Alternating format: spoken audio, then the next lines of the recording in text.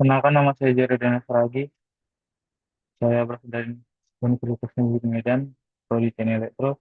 Di sini saya akan mengerjakan praktikum dari buku berjudul Petunjuk Praktikum Pengolah Sinyal Digital. Saya akan mengerjakan praktikum pertama hingga praktikum kelima. Pertama itu praktikum satu sinyal diskrit dan kontinu. Di sini kita akan menjalankan dua program ini.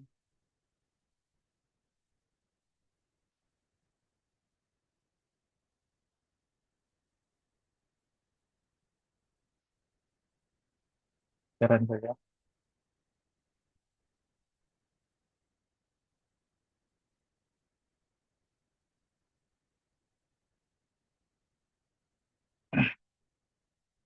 Maka grafiknya akan seperti ini. Ini adalah grafik dari sinyal kontinu.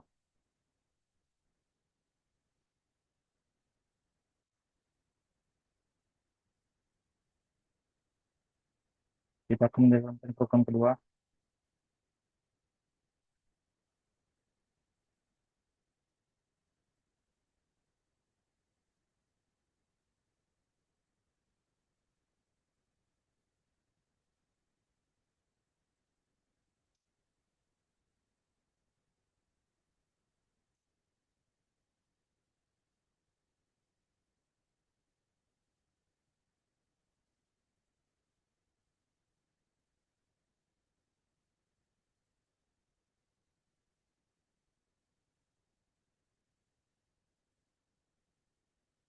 dan berikut adalah sinyal adalah grafik dari sinyal diskrit. Sinyal kontinu adalah eh,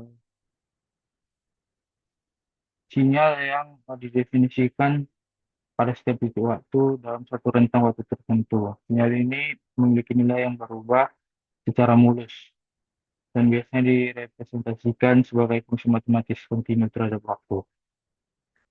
Sedangkan sinyal diskrit, sinyal diskrit adalah sinyal yang hanya didefinisikan pada titik-titik waktu tertentu. Sinyal ini biasanya diperoleh dari proses sampling sinyal kontinu sehingga waktu dan amplitudenya menjadi terbatas pada nilai-nilai tertentu. Jadi kita akan ke kegiatan kedua, kita akan menjalankan program ini.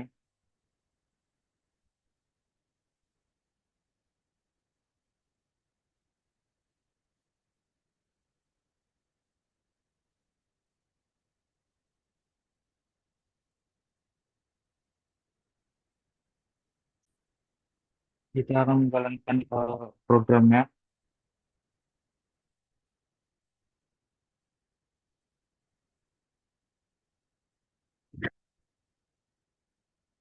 kisaran memasukkan pinjaman dari 6.000, terus bunga yang 15,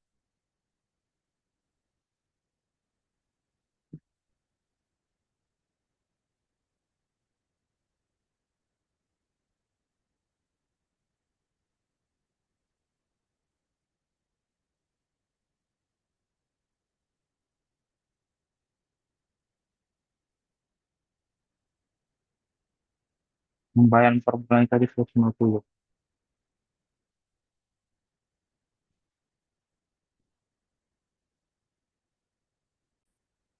Kita akan masukkan inputannya punya tadi 6.000, 0,15, 150.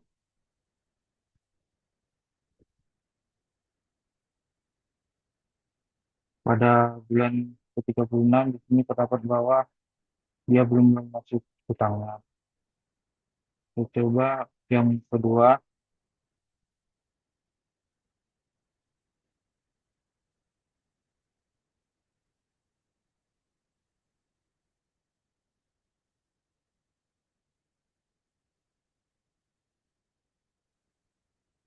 pada kedua pada bulan ke-18 dia melunasi utang lah.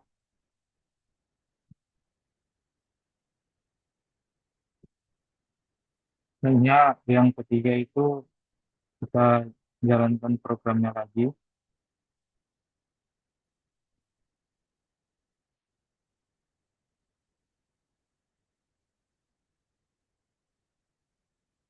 kita run,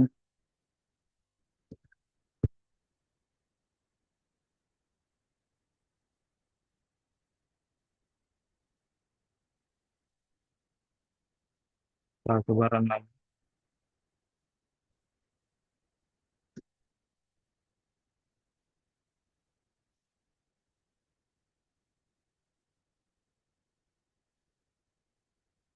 Maka grafiknya akan seperti ini. Dari gambar ini, sinyal asli yang bergerak dari indeks waktu positif 0 sampai 9, dan sinyal yang dicerminkan dengan indeks waktu negatif 0 sampai minus 9, dengan amplitude yang tetap sama, tapi posisi waktunya yang terbalik. Nah, yang keempat, kita masukkan lagi,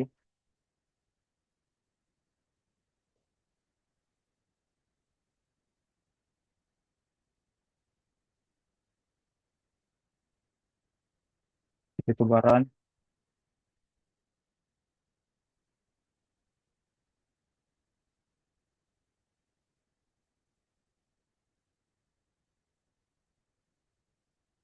ini adalah grafiknya,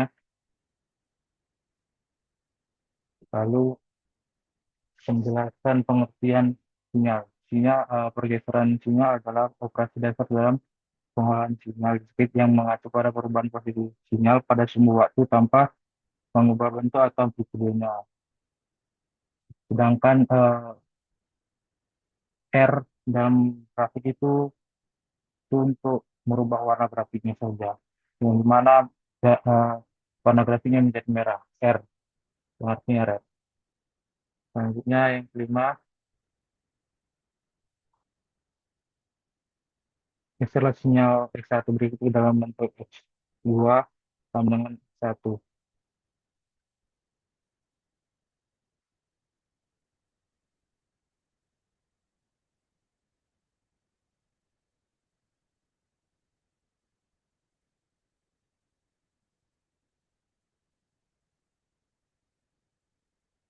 Di sini saya sudah menampilkan codingannya, yang dimana yang pertama itu kita akan menampilkan inputan X1-nya dulu.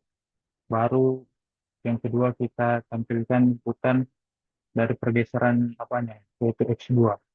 Baru kita berikan figurnya, plotnya, dari plot dari sinyal aslinya dengan sinyal eh, pergeserannya. Kalau kita run,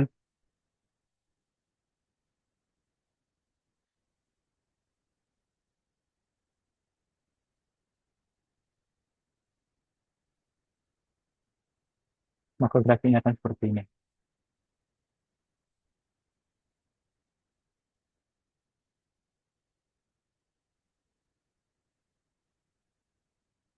Untuk yang B,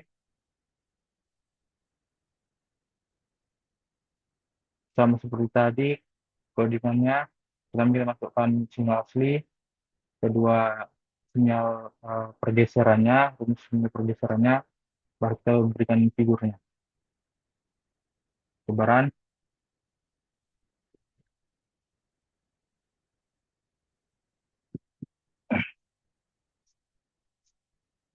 maka grafiknya akan menjadi seperti ini.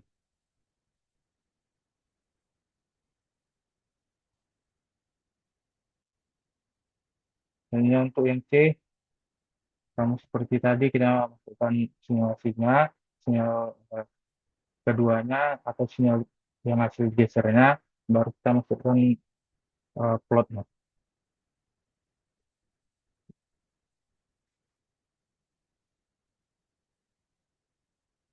Dan ini adalah plotnya.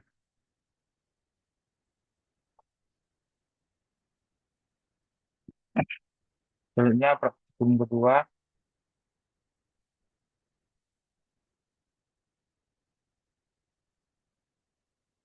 yaitu eh,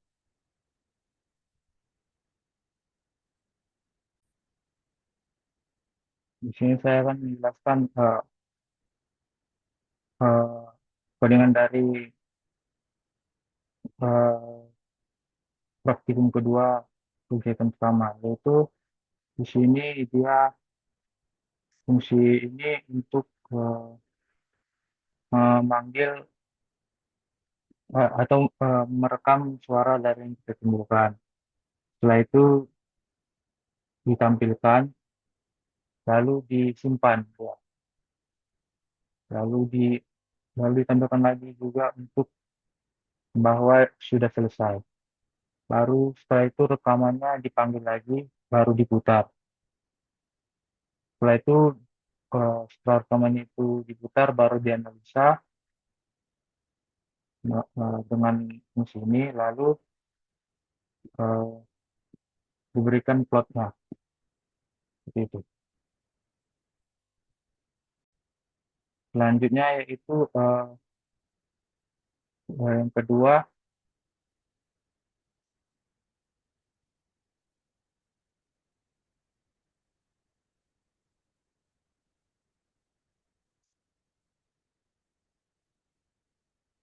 yaitu tadi kita memasukkan file yang berupa WAV dengan nama satu, dia akan fungsi ini akan memanggilkannya, lalu akan memplotnya.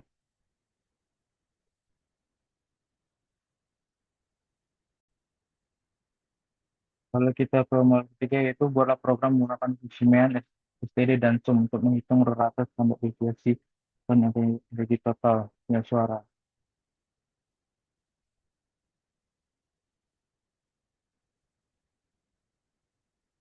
Ini adalah programnya di mana yang pertama itu dia eh, membuat fungsi itu analisisnya suara. Lalu pertama digunakan fungsi untuk membaca file audionya, lalu dibuat jika stereo maka dikonversikan ke mono,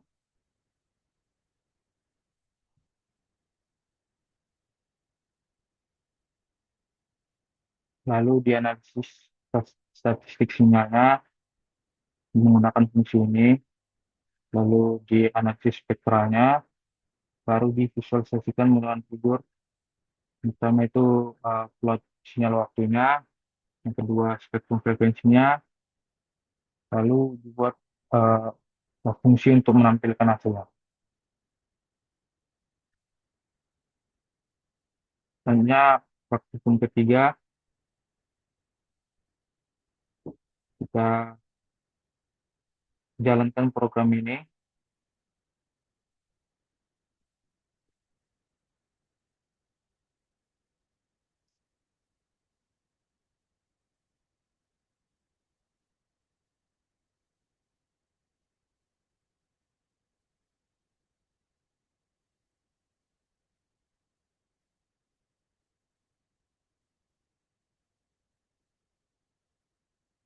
baru kita run,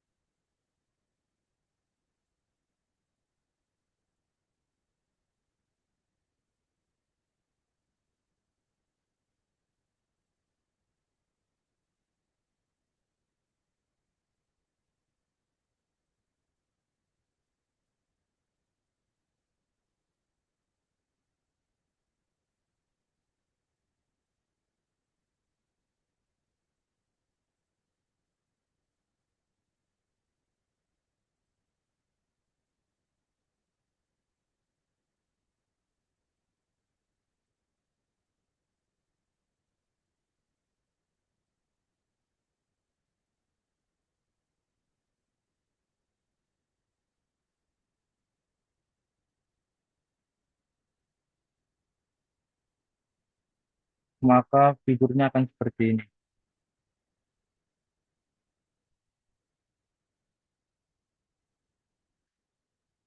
Lalu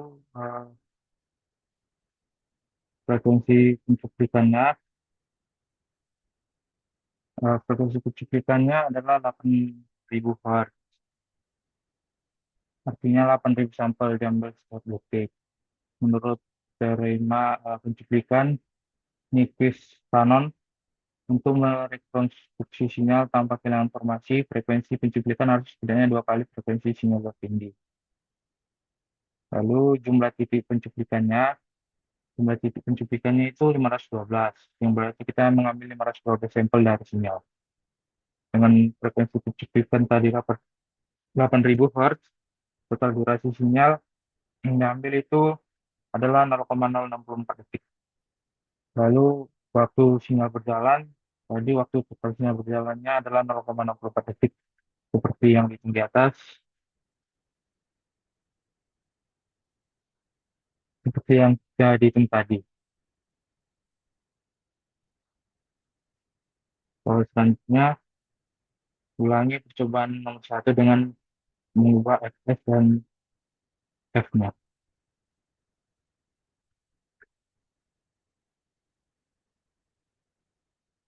Coba fs-nya tadi 4.000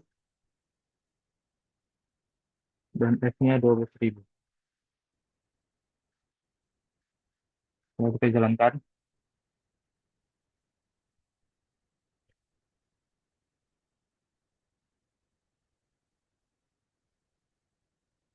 maka tampilannya akan seperti ini.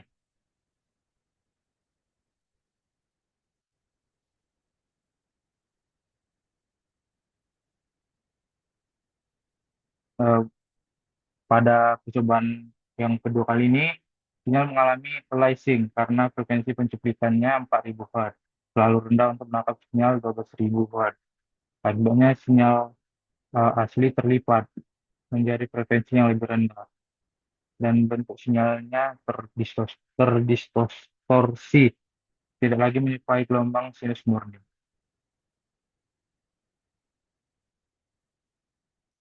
Selanjutnya, program yang ketiga,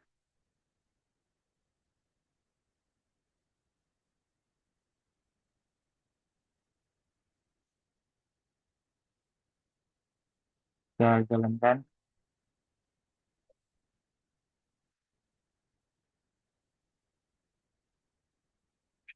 Maka tampilannya akan seperti ini.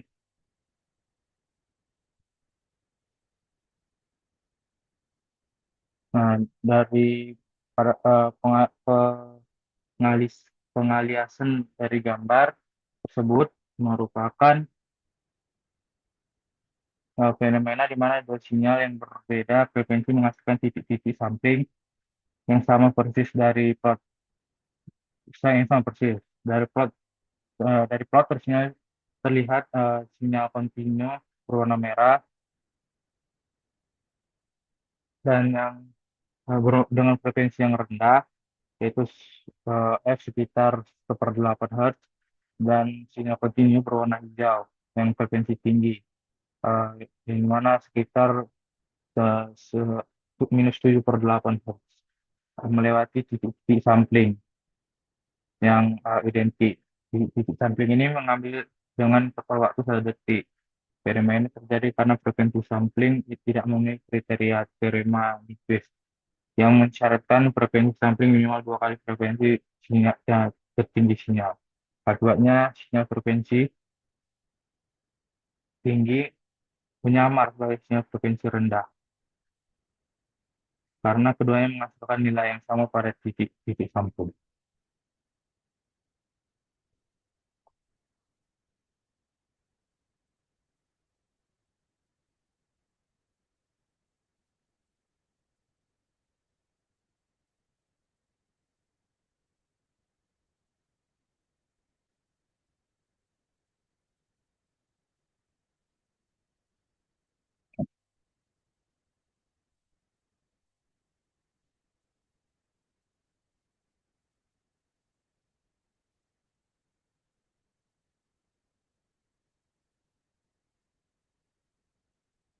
Dari grafik menunjukkan proses sampling sinyal kontinu sinus dengan parameter amplitudo 10 dan frekuensinya 2 Hz yang digambarkan dengan kurva berwarna merah. Proses sampling dilakukan dengan periode sampling TS sama dengan 0,1 detik atau frekuensi sampling 10 Hz yang ditunjukkan oleh titik-titik discrete.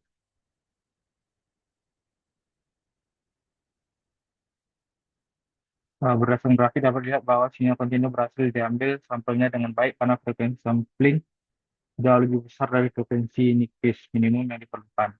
Sampel yang diambil merepresentasikan karakteristik sinyal dengan baik, yaitu mampu menangkap puncak dan limbah dari gelombang sinyal. Ke, kita kelima.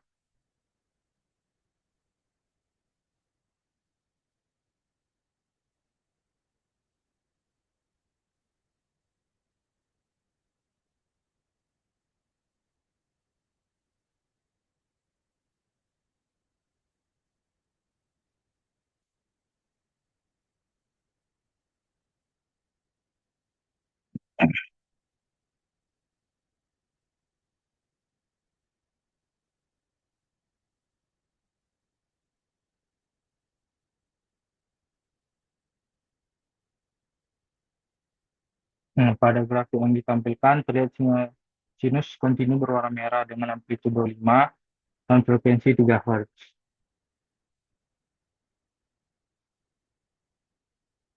Sampel-sampel diambil pada interval tertentu ditunjuk dengan garis-garis vertikal dengan lingkaran di ujungnya. Eh, Perbedaan dengan sampling menggunakan TS pada program yang sebelumnya, pertama itu kerapat sampling. Pada program ini, titik-titik sampling jauh lebih rapat dibandingkan program sebelumnya. Yang kedua, ketelitian representasi. Dengan frekuensi sampling yang lebih tinggi, bentuk sinyal asli dapat direpresentasikan dengan lebih akurat. Yang ketiga, representasi periode sinyal. Pada program saat ini terdapat 3 periode lengkap sinyal sinus yang terekam dengan sangat baik. Yang keempat, rasio oversampling. Program saat ini memiliki rasio oversampling yaitu 5, yang jauh lebih tinggi dibandingkan program sebelumnya, yaitu 2,5.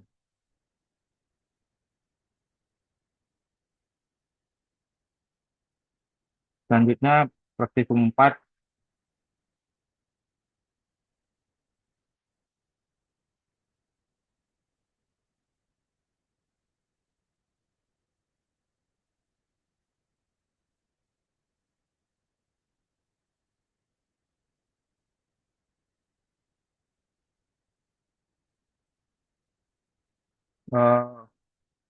eh, fungsi eh, fungsi ini, fungsi program ini bertujuan untuk menghitung transformasi Fourier discrete atau DFT dari suatu sinyal discrete.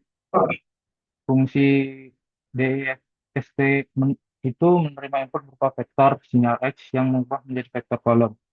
Jika awalnya berbentuk baris, selanjutnya fungsi ini menghitung DFT dengan menggunakan hasil perkalian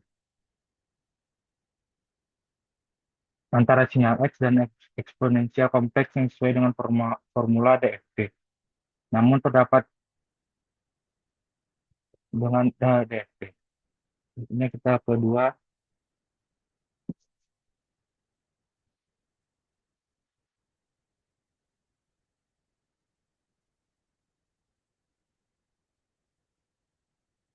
karena yang kedua itu eh, secara manual, eh, hasilnya saya tampilkan di dalam PDF.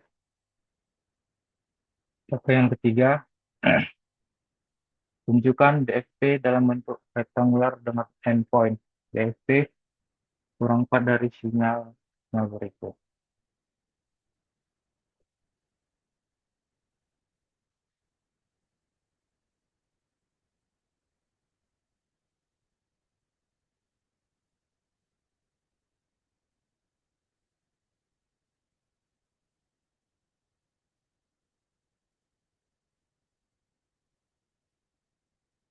Di sini saya sudah mengodingnya.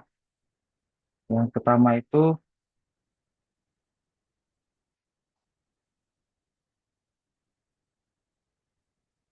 kita masukkan dulu fungsi inputan X-nya, lalu kita masukkan fungsi FFT-nya, lalu kita memberikan eh, membuat fungsi untuk mendisplay dari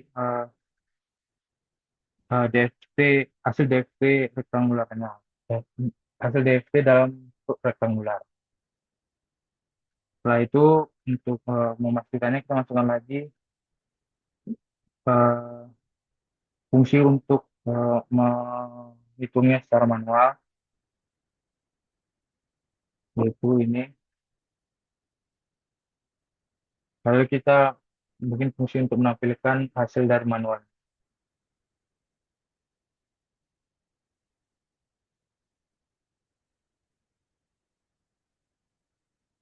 Kita coba run,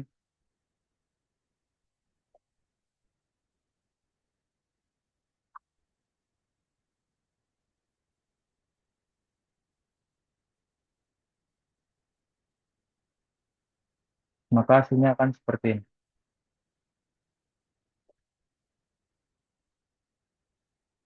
Ini kita ke yang B,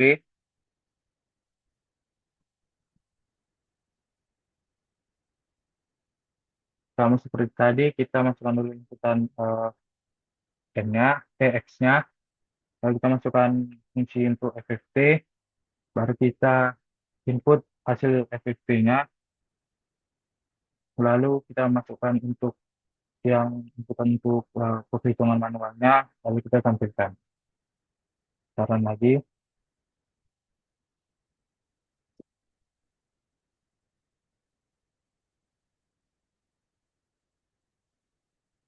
maka hasilnya akan seperti ini.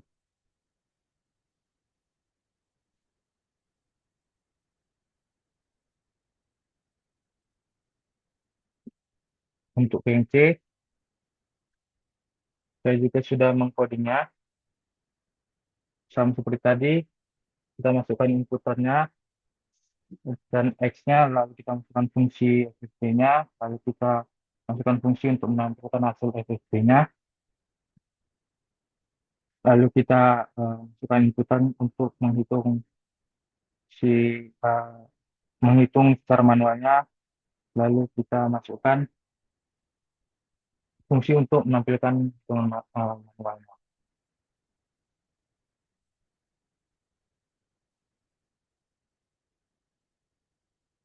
Maka hasilnya akan seperti ini.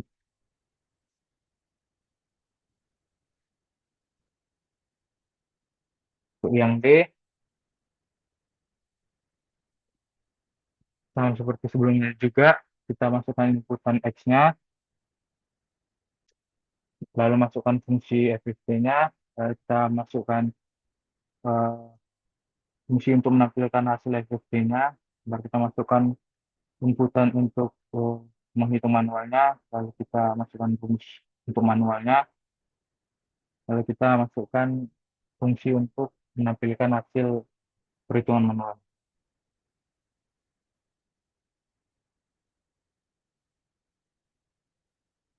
Maka hasilnya akan seperti ini.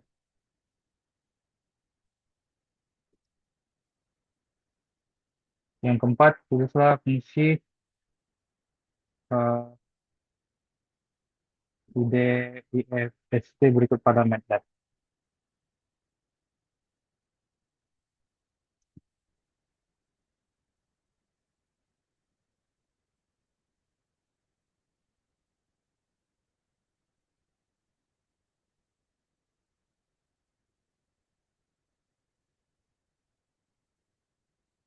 Nah, fungsi yang ditulis ini itu fungsinya untuk menghitung transformasi balik Fourier discrete dari sinyal yang telah dibawa ke domain frekuensi.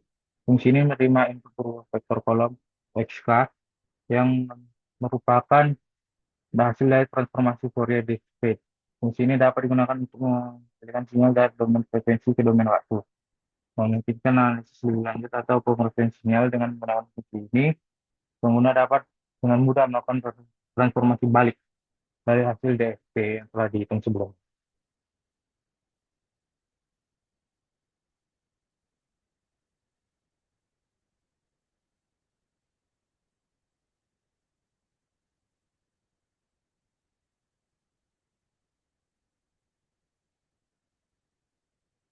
Selanjutnya, tentukan perspektif dalam bentuk rektangular berikut. Jalankan program berikut dan amati hasilnya serta berikan dengan perhitungan secara analitik secara manual.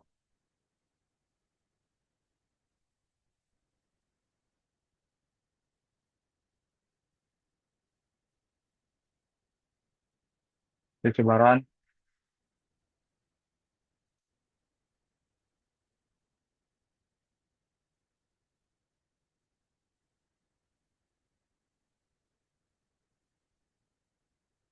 maka Excelnya itu adalah ini. Untuk perhitungan manualnya saya sudah tampilkan dalam PDF.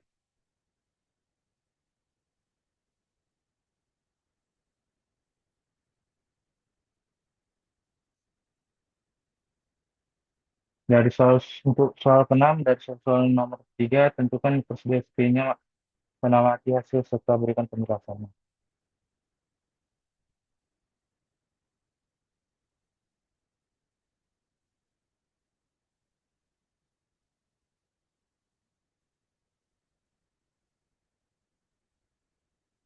Di sini saya sudah mengodingnya. Saya akan menjelaskan kodingannya. Yaitu yang pertama kita masukkan inputan dari eh, soal yang A tadi atau di sini disebut kita sebut case pertama. Di sini saya buat X0. Nah, ini adalah inputan dari eh, case pertama atau yang tadi soal pertama. Ini adalah inputan dari soal kedua tadi atau case kedua. Ini adalah inputan dari case ketiga. Ini inputan dari X keempat.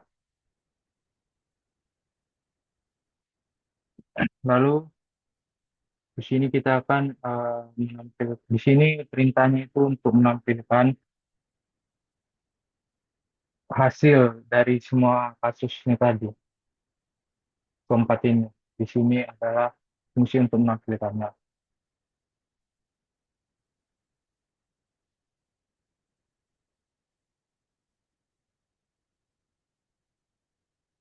Ini adalah fungsi untuk menampilkan untuk kasus yang pertama. Ini untuk menampilkan eh, fungsi dari kasus kedua. Ini untuk menampilkan dari kasus ketiga. Dan ini untuk menampilkan kasus yang keempat. Kita coba run,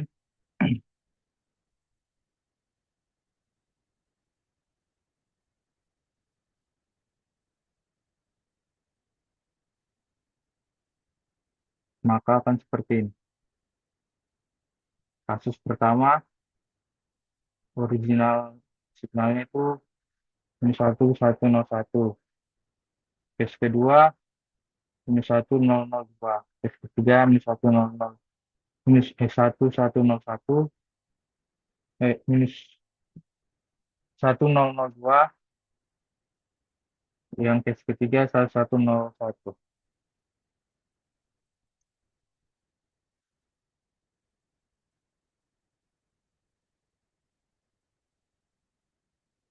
Contohnya untuk soal ketujuh,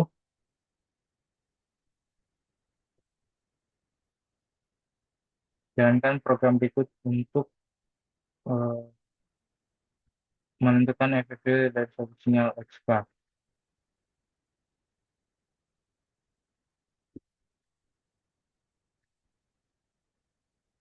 Kita coba jalankan.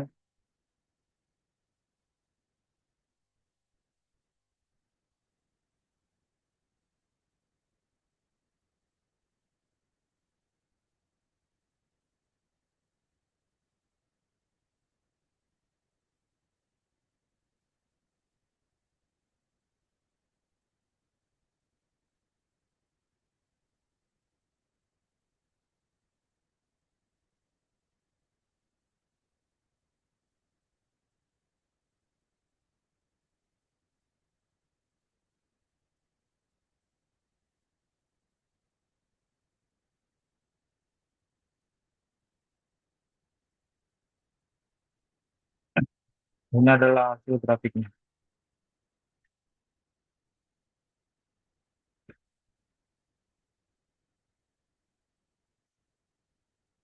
Selanjutnya, kita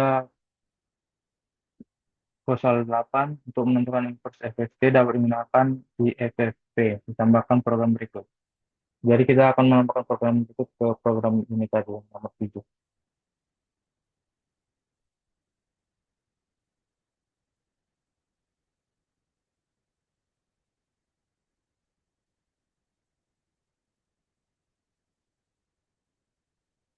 Dan ada grafik tambahannya, yaitu inverse FFT-nya.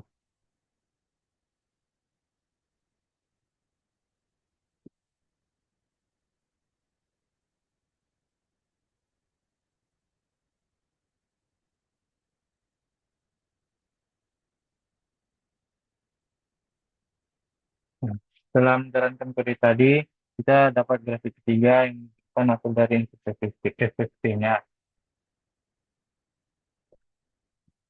Grafik ini menampilkan amplitudo dari sinyal yang dihasilkan setelah menerapkan inverse FFT pada hasil FFT sebelumnya. Inverse FFT berfungsi untuk mengembalikan sinyal dari domain frekuensi ke domain waktu. Dalam hal ini, sinyal yang dihasilkan dari inverse FFT seharusnya mirip dengan sinyal asli yang digunakan untuk menghitung FFT.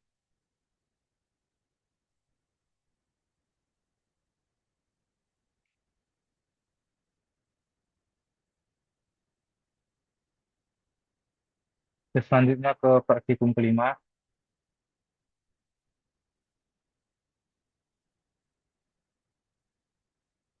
tuliskan program berikut untuk menentukan jenis pentapis LPF, HPF, atau BPF untuk serta untuk menentukan frekuensi kritis cutoff.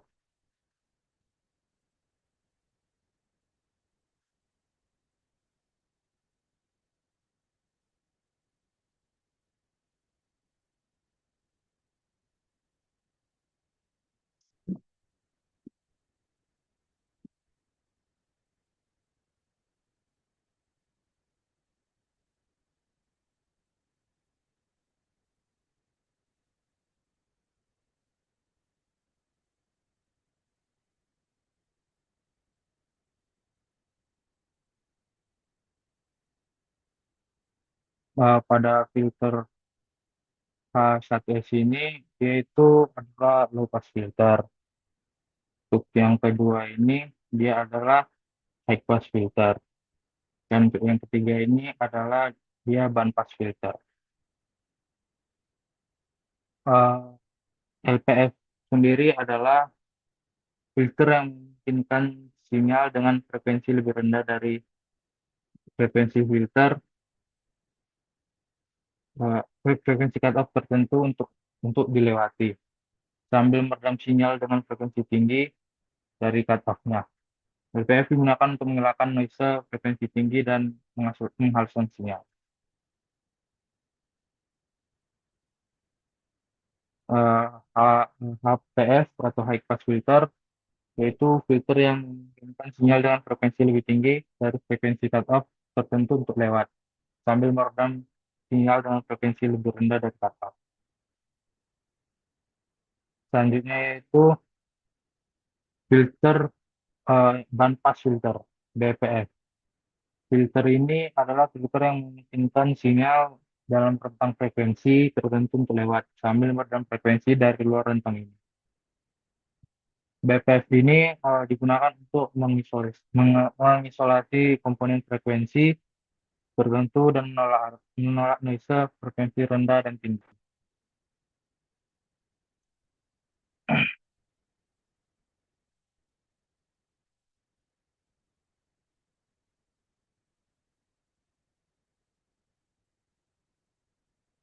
Kita ke soal kedua, buatlah program untuk menentukan jenis apa pentapis frekuensi kritis dari pentapis analog dengan fungsi alih tes berikut. Yang pertama,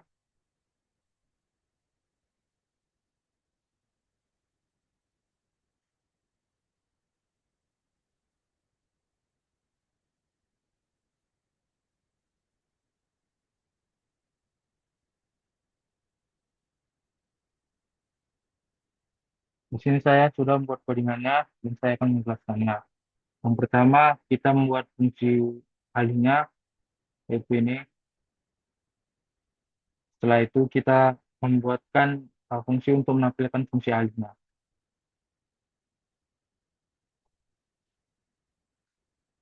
Terus kita di sini fungsi ini berfungsi untuk membuat klasifikasi untuk menentukan apakah dia band pass, low pass atau high pass atau jenis all pass.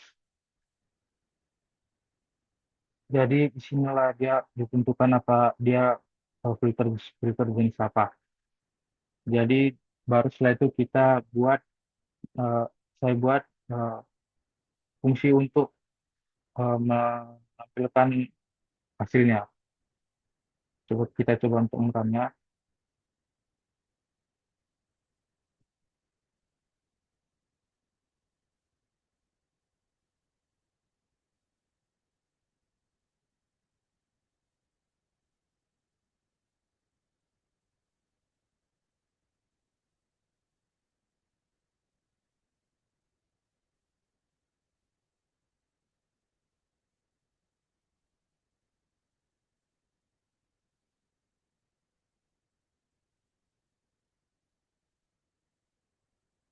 Nah,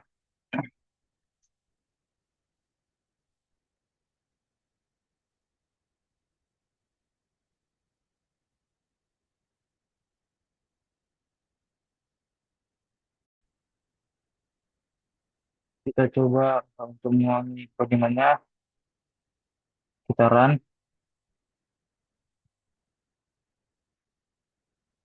Maka untuk yang pertama itu jenis sintaksisnya itu bentas.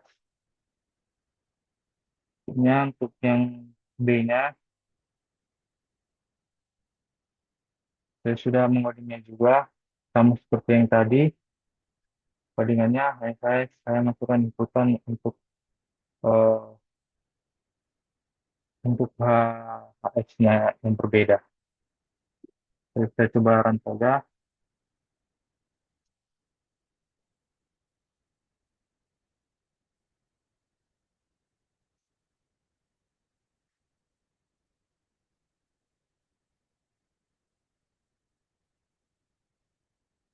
Untuk yang kedua, itu jenis pentapisnya itu all pass filter atau filter khusus.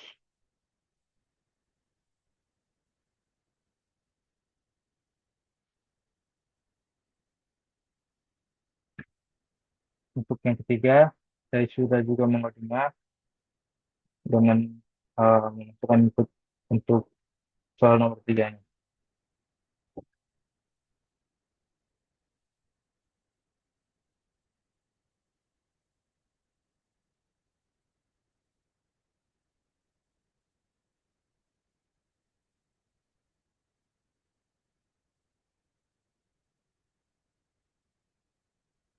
Saya coba untuk merana.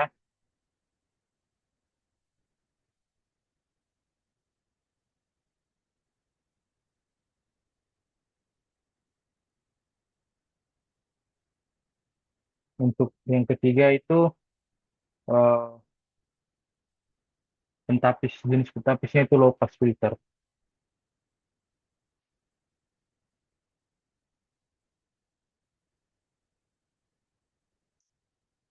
Soalnya soal yang ketiga, berikut contoh untuk tapis digital dengan bentuk misalnya seperti berikut. Amati, ya kita masukkan programnya,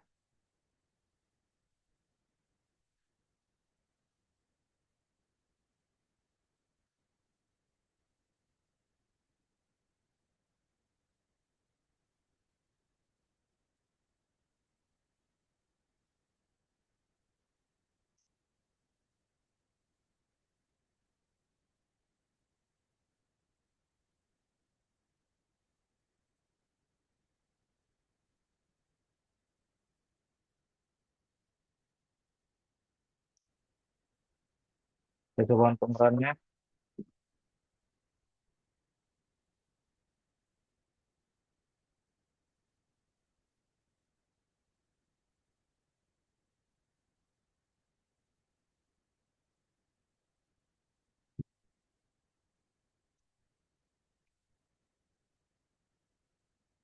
Yang pertama itu hasil itu ialah low pass filter karena grafiknya seperti ini. Untuk yang kedua itu dia high pass filter karena grafiknya naik. Untuk yang ketiga itu band pass filter karena dia grafiknya naik terus.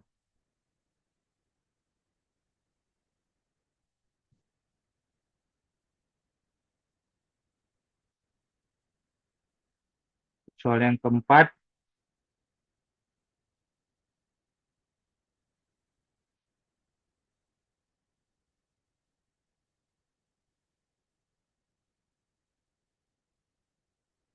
memasukkan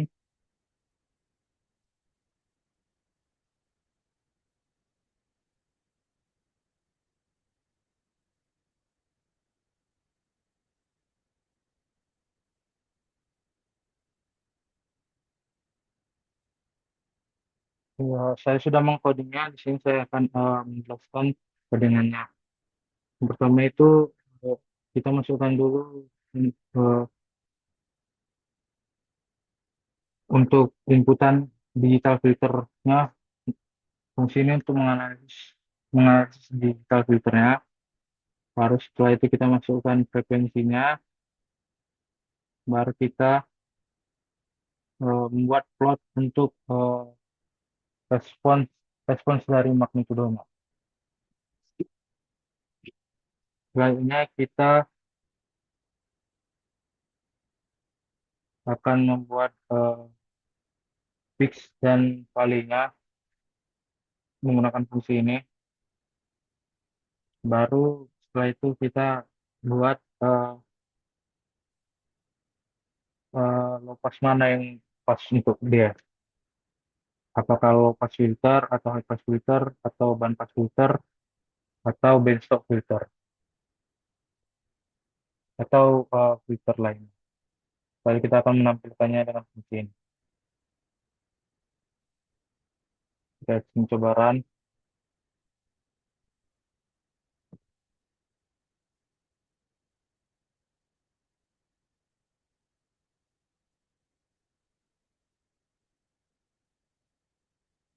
Nah, berdasarkan gambar atau grafik, nah, yang cocok untuk eh, soal nomor pertama, soal H1S itu low pass filter.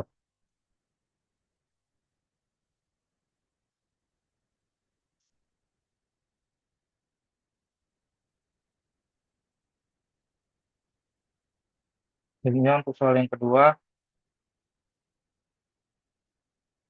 saya juga sudah eh, codingnya sama seperti yang soal nomor pertama, cuma inputannya saja yang berbeda.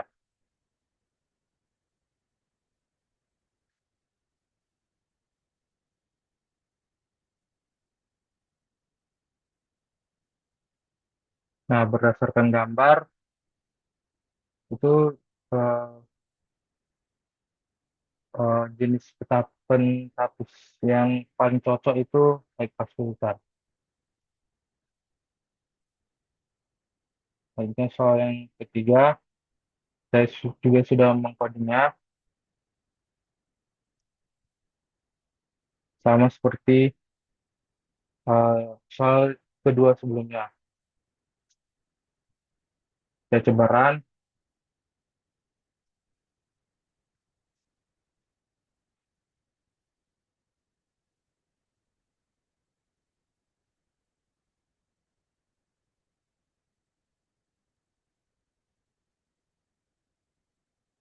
berdasarkan grafiknya,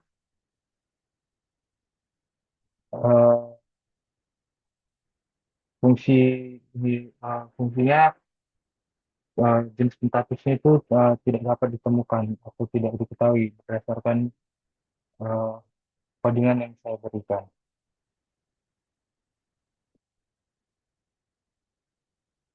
Selanjutnya itu nomor 5, dijalankan program 2 ini melakukan penapisan TPF pada sinyal suara.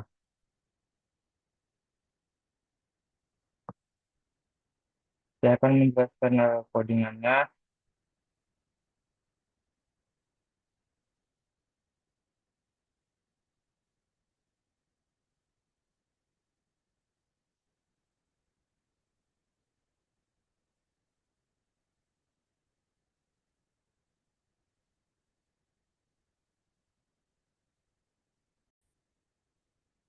Baik, di sini saya akan menjelaskan programnya, itu di mana eh, fungsi pertama itu untuk memanggil file audionya, terus yang kedua itu ada rumus untuk FFT-nya, terus selanjutnya eh, fungsi selanjutnya yaitu yang ini untuk membuat vektor frekuensi dan waktu. Selanjutnya eh, itu membuat fungsi ini untuk membuat desain logo, desain low passnya. Terus yang ini untuk membuat filter LPF-nya. Terus yang ini itu untuk membuat aplikasi filternya. Terus setelahnya itu membuat figur plotnya.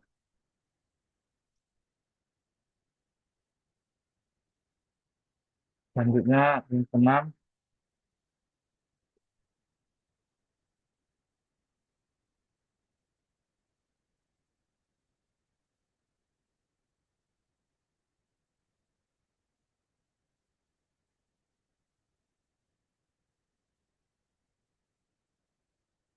sama seperti yang tadi ini untuk memanggil fungsinya, yang ini untuk eh, fungsi FFT-nya, yang ini tadi untuk membuat vektor frekuensinya, terus yang ini untuk membuat desain low passnya, terus ini untuk membuat filter high passnya, terus yang ini untuk membuat aplikasi HPF-nya, terus setelahnya membuat plotnya.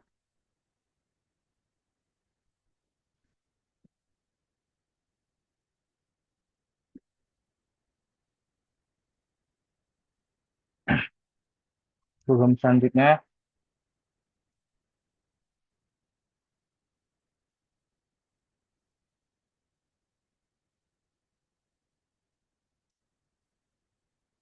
sama seperti yang keduanya, pertama dia memanggil audionya, terus membuat fungsi FFT-nya, lalu membuat vektornya, terus frekuensi dan waktunya, selanjutnya membuat desain BPF-nya, selanjutnya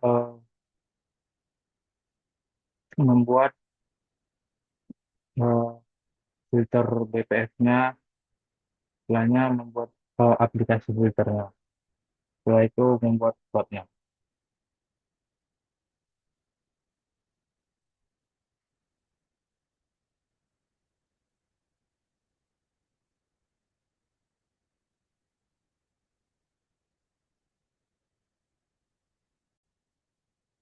Sekian dari presentasi saya.